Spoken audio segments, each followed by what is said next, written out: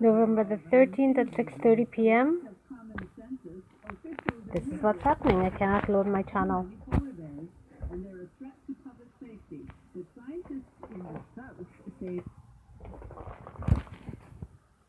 I have Wi-Fi connected to 5G right here. Connected to 5G. And I cannot load my channel. My YouTube channel.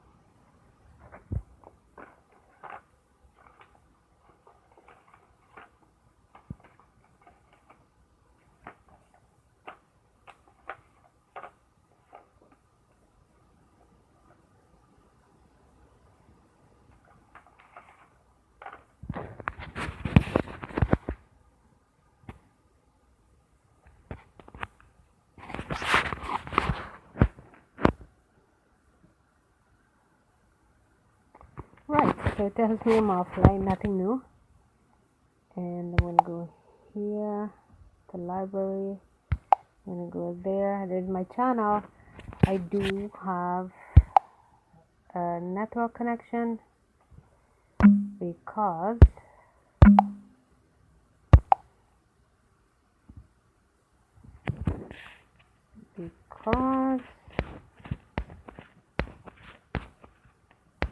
so many screenshots.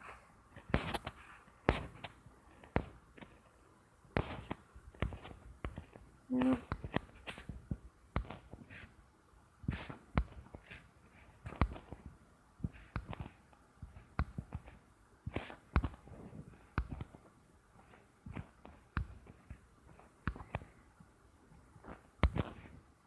Oh, look, this one here is blacked out. This is blacked out. Where's the screenshot? Where's the screenshot? There's a screenshot missing here. Where's that screenshot? The reason I came here to my gallery is to get a particular screenshot. Could be this screenshot here, because I can't find it right now. Alright, so a screenshot is blacked out. It used to be grayed out, now it's blacked out. Right here. Here.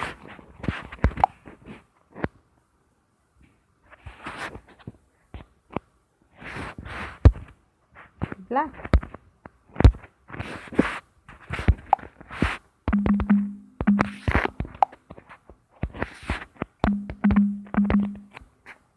There we go.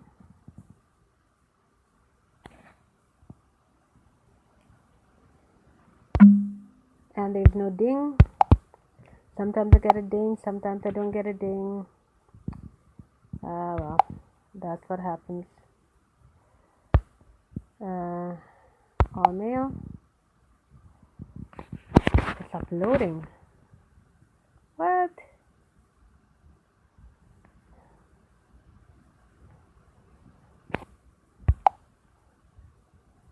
Wait a minute. It's uploading. Why is it uploading? Tampering in progress. Go to Outbox. There it is. Singular screenshot. And it's uploading.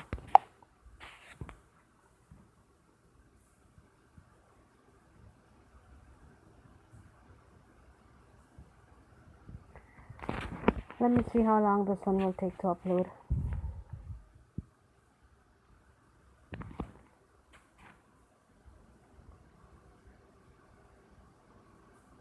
$6:35 now.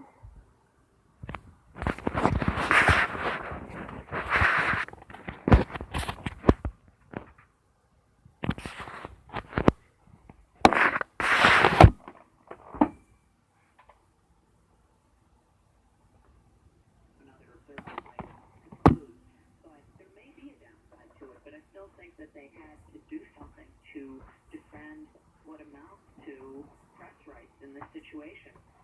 Otherwise, you're sort of saying, oh, the White House should get to decide who covers them, and that's just not acceptable. What are the rules? What are the criteria that are used in order to give someone accreditation to the White House? So there's an organization that gives congressional press passes out, and they vet people. It's an organization of journalists, and generally those people are the ones that are also given White House press credentials, so that it's not the White House saying, yes, I think we want MSNBC in here, or no, probably more like, yes, we'd like Fox News and Breitbart here, but we don't want MSNBC. It's really not up to them. Do you know of any precedents for this kind of action to the history of the press corps at the White House? There's very little along this line. There was a 1977 case in which a reporter for The Nation magazine was not able to get or had his press credential taken away, and the D.C. Circuit Court of Appeals actually ended up ruling in favor of the magazine. So that probably, it may bode well for Acosta and CNN. And so you said that there's a concern that if you don't stand up to this one, that there will be others. Has Donald Trump or anyone in the White House hinted that there are other people they'd like to ban from the White House? Yes, in fact, I think just within the past day or so, President Trump said, and we'll see who else we don't like here. And, he's been very, very insulting and demeaning, particularly to some black female journalists. Just in the past week, 3 of them who are well-respected members of the press corps, and President Trump said very demeaning things. You're a loser, you're stupid, you ask stupid questions, and it might well be that if nothing happened after banning Acosta, he might decide to say, well, I'm going to go after these people now. So I think there needed to be a real line drawn in the sand. And you're absolutely right that it does put in opposition to the president, and we don't want that as journalists. We don't want to be the enemy that he says we are, but at some point you have to defend yourself, and not only defend yourself, but defend the principle and the right to cover the president. This is our role in society. There are so many instances where President Trump has spoken about Jim Acosta, and always called him crazy Jim Acosta and fake news CNN, because it's kind of a phrase that he uses. And so will that become part of the body of evidence that there is some bias against this particular journalist? I don't know that it would come up, but it certainly seems that there's been some particular dislike there. I mean, I suppose the White House could make the case that Acosta hasn't been fair in his coverage. But again, I don't think that's the core issue here, because who's to say what's fair coverage? If we leave that up to the White House to say what they like, we're all in trouble. Legally watching. Margaret, I appreciate speaking with you. Thank you. Thank you very much. Bye. Margaret Sullivan is a media columnist with the Washington Post. She is also the former public editor of the New York Times, registered in New York City.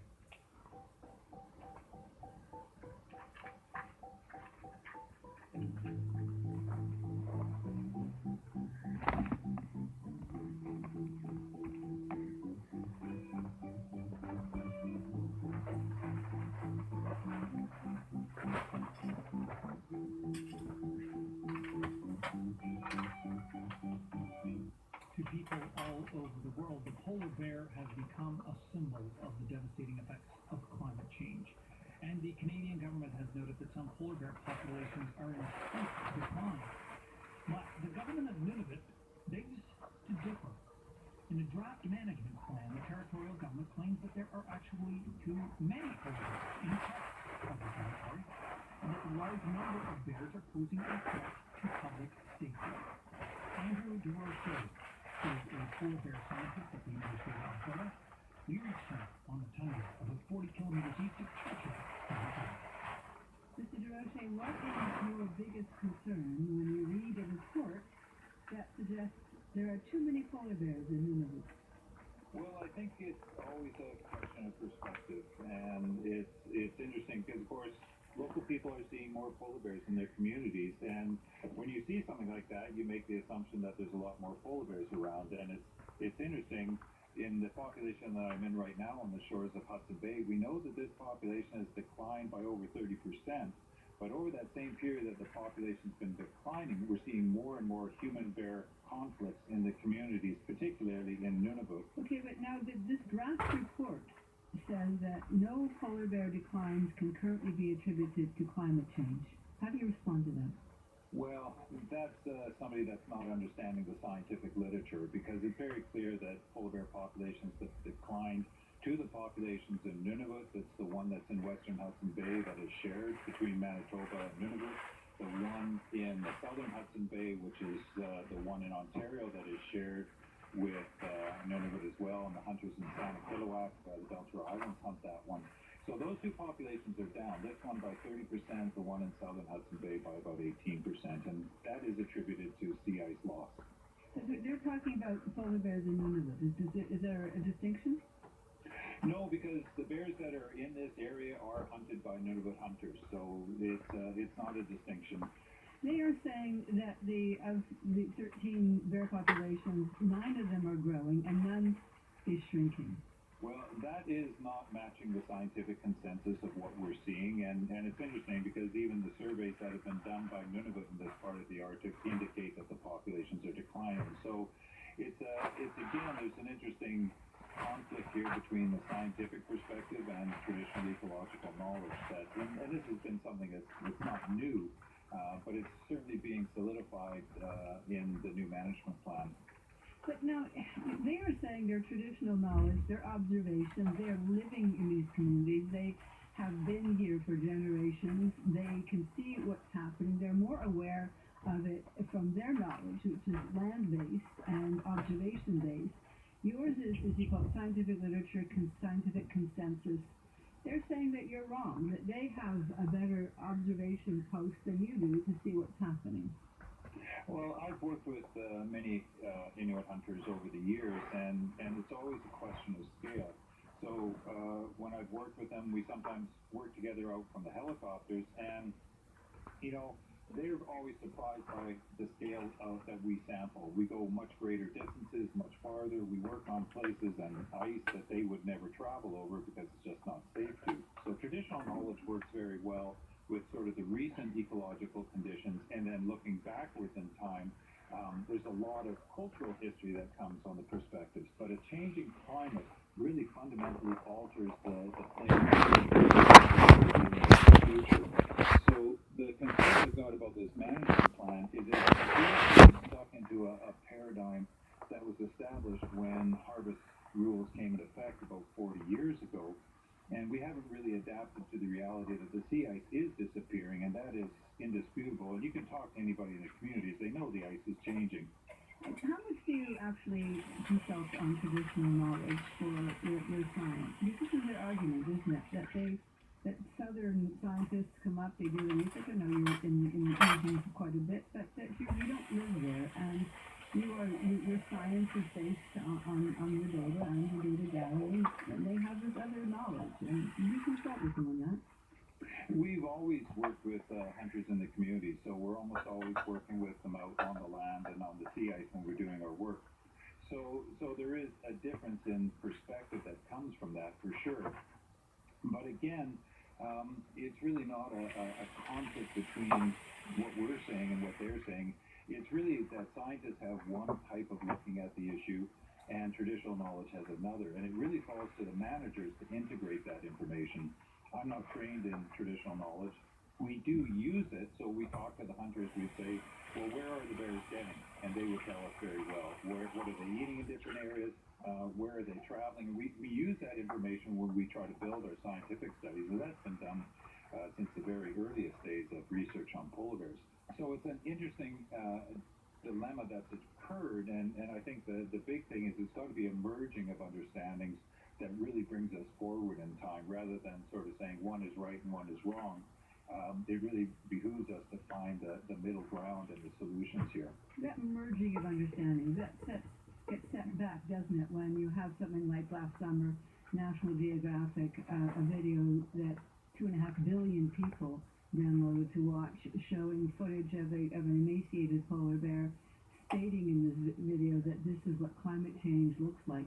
National Geographic has subsequently said that they have no evidence it was climate change. They don't even know why, but there was ill. Those are the sorts of things that they point to as examples of how the South distorts things for a market that includes movie actors and singers and songwriters and those who have a different narrative about what's going on in life. You can see why they don't trust you.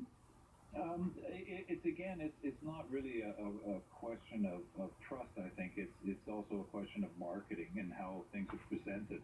And that National Geographic issue was to put it mildly unfortunate. And scientifically, we were never pushing that was climate change. I've seen starving polar bears for over 35 years of research that I've done on the species. But at the end of the day, polar bears really are under the jurisdiction of Nunavut to decide how to manage them. And as a scientist, I have no say, and I don't really criticize that. I think that when you ignore the science, you're not doing a service to working with the best possible information that's available. We will leave it there. Mr. DeRoche, thank you. Thank you very much. Andrew DeRoche is a polar bear scientist at the University of Alberta. We reached him on the tundra about 40 kilometers east of Churchill, Manitoba. We did request a response and an interview from the government of Nunavut. We were told the Premier is traveling, but we will get a response later on in the week.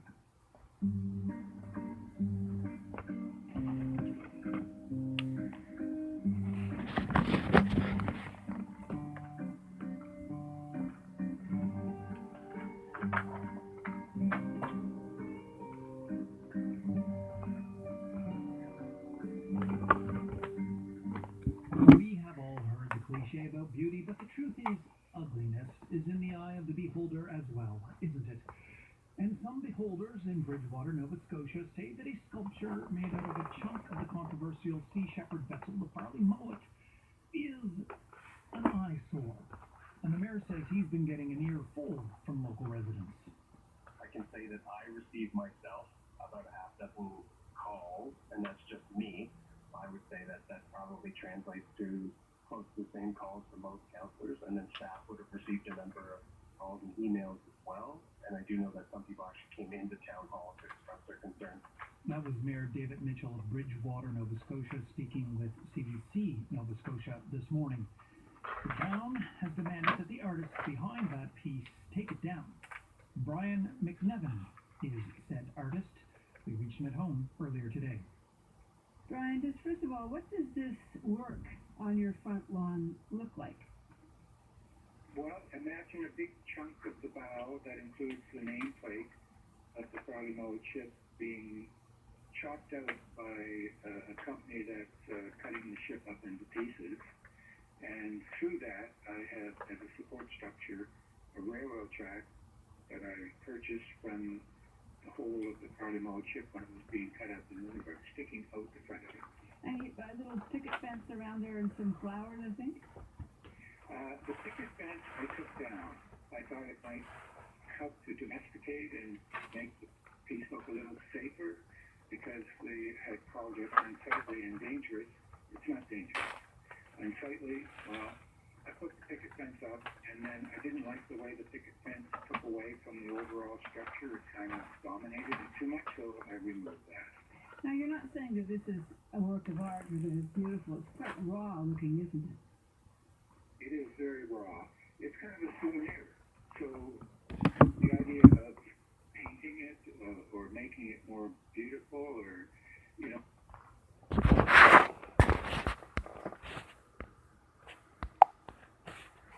Alright, so it has been over 19 minutes, and the singular screenshot is not uploaded. It says uploading, but it's not uploaded. There it is.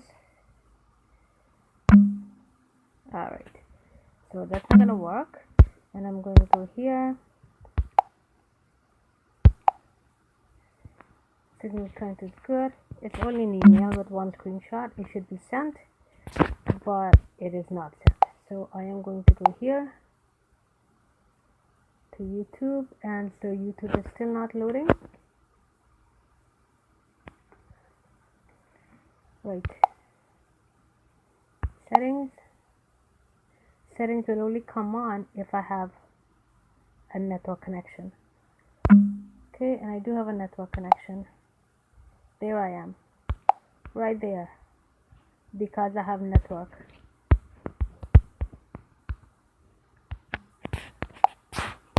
And here I am at home, 5G, right there. It's my home network. And it will not connect. Now it says 3 devices on my Wi-Fi. Let's out of that.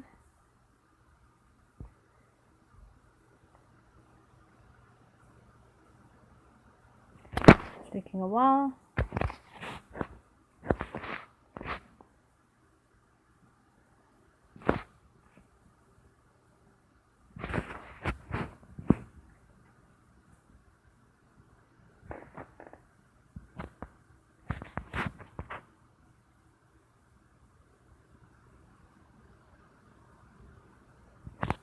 Alright, so online right now, SGP, which is a black phone, which is in and of itself a separate problem.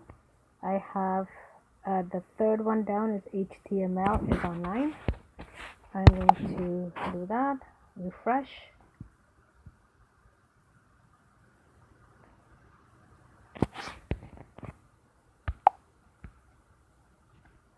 Right there.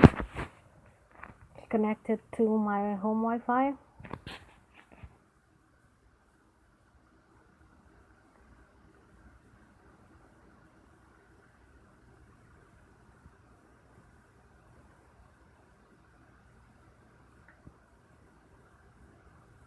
And here we go, Houston, we have a problem.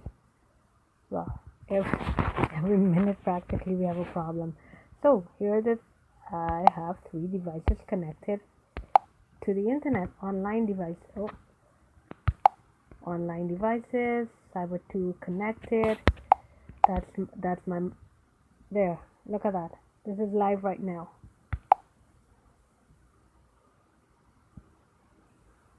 History, no, go back, right there.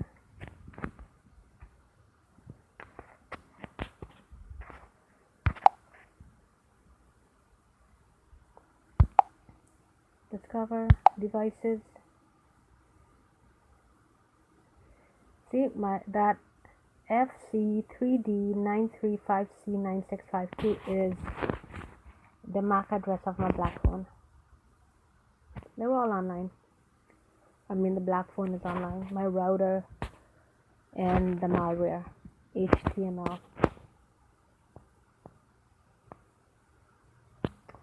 Here we go. There they are. Router is there. Go back. Brand SGP is there. There's the MAC address. FC starting and ending in 52. There it is right there. FC ending in 52. And here's the malware. That's online. The brand is HTML. And over here, no. History, discover, no. Settings, no. Not what I'm looking for.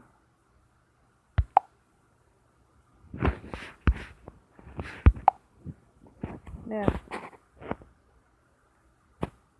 Gateway is my IP address. I am online. Nothing's working though. Yeah, so it goes.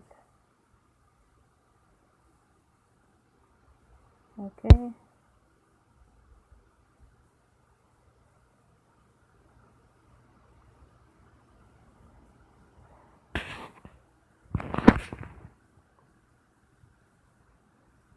It wants to load.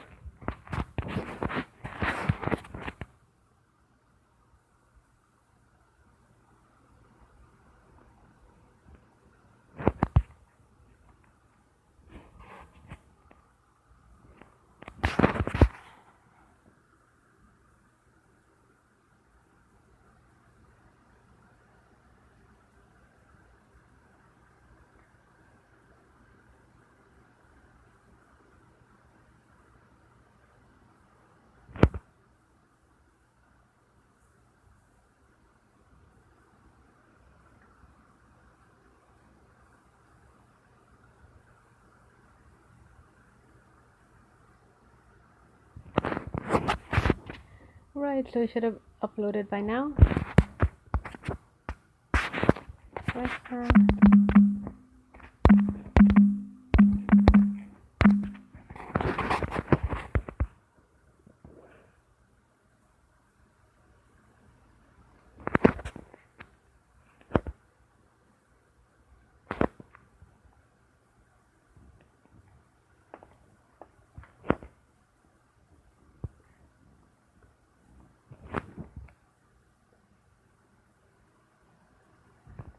Now my Wi-Fi should be excellent, but it's shown as good. Don't know why. Maybe there's an interference.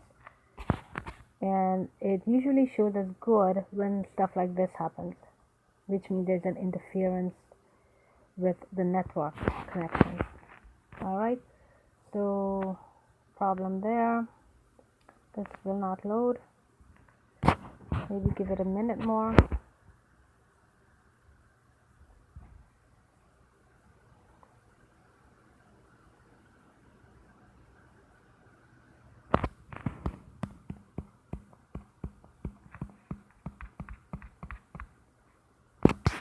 Alrighty, so that's not working either. Go to Flipboard.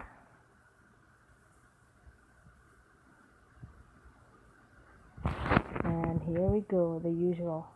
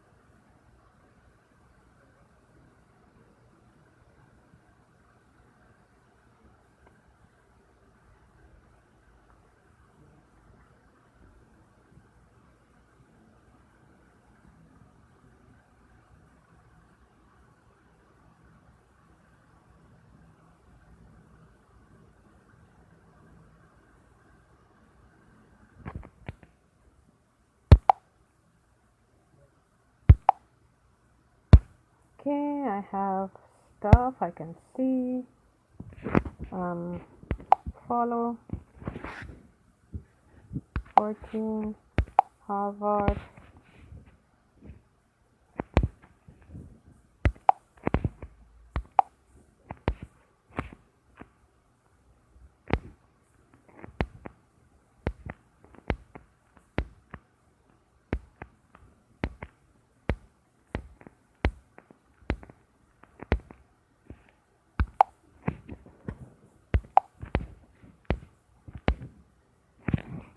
Alright, so I'm following all of those.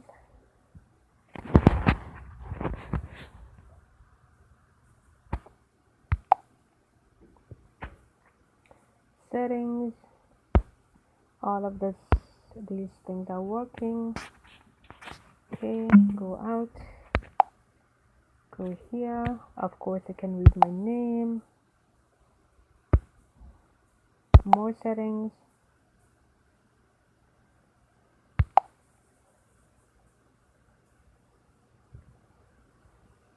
Type your message.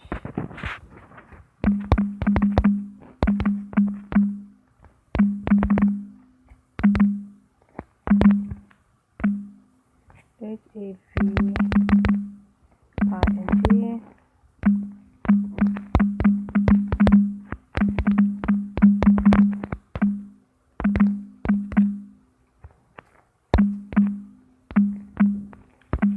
Alright.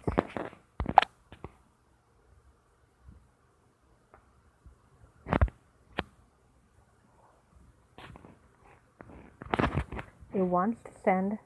It's sending, but it's prevented from sending.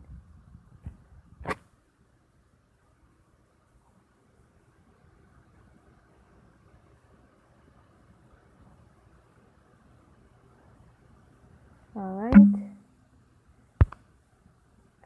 Here, Gmail.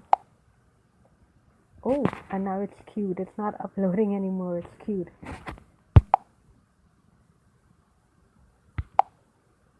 Okay. So 19 minutes, just about, it was uploading, but then it's queued now in Pinterest.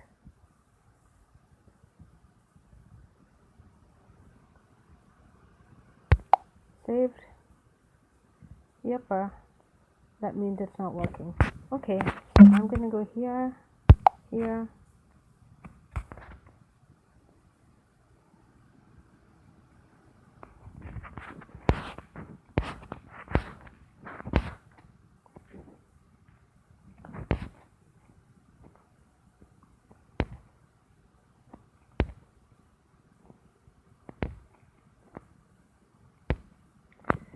So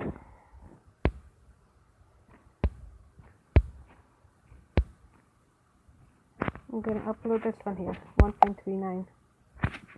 Upload.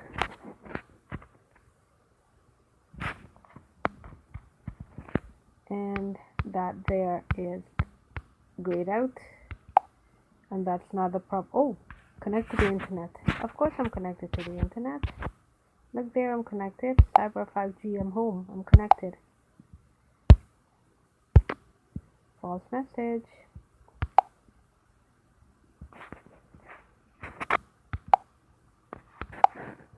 Now, here's what tells you that I am connected. These are live links. They're not grayed out. They're live links. I am going to tap on settings. See? It's a live link. History and privacy. It's a live link. Alright, so I'm going to stop recording now.